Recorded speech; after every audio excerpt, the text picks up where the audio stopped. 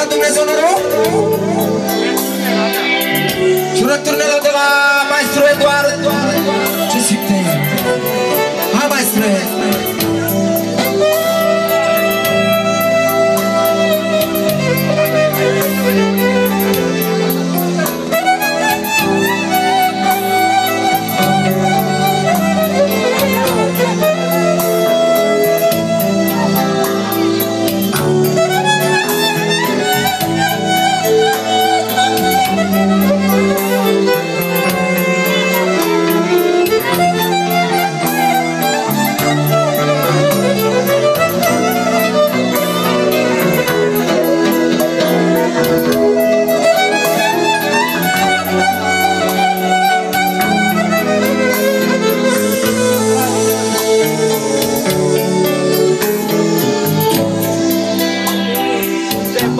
Vorbe pentru socrul mic și fața lui, inima lui, puterea lui, oxigenul lui.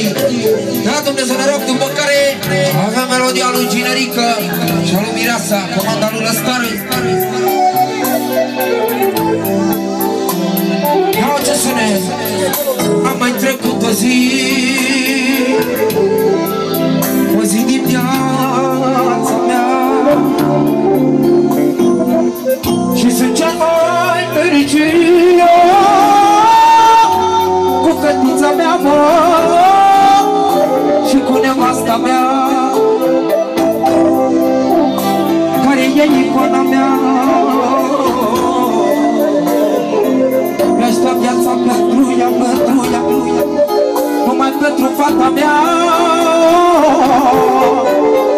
Am mai trecut o zi din viața mea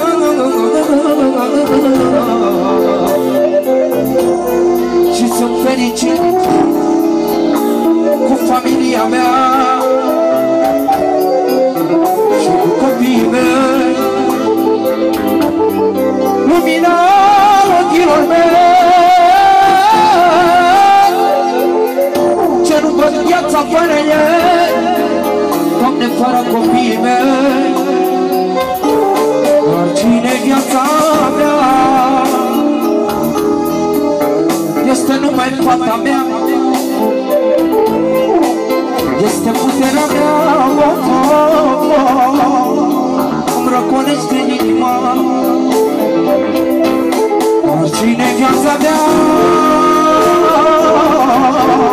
este numai fata mea, este puterea mea. Luminează casa mea, mai spune socru mic.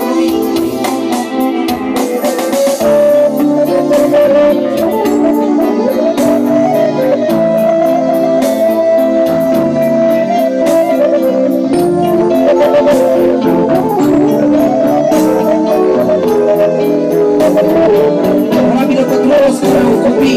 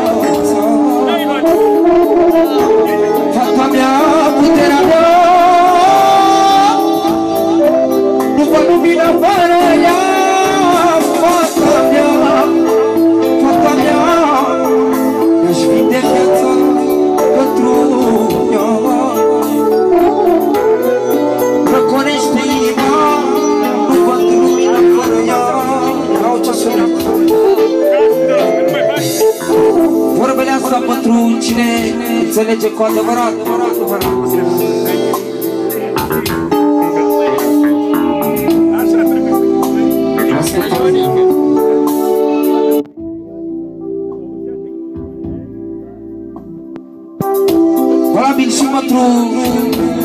primar și copiii lui, toată adunarea, vreau ce spune.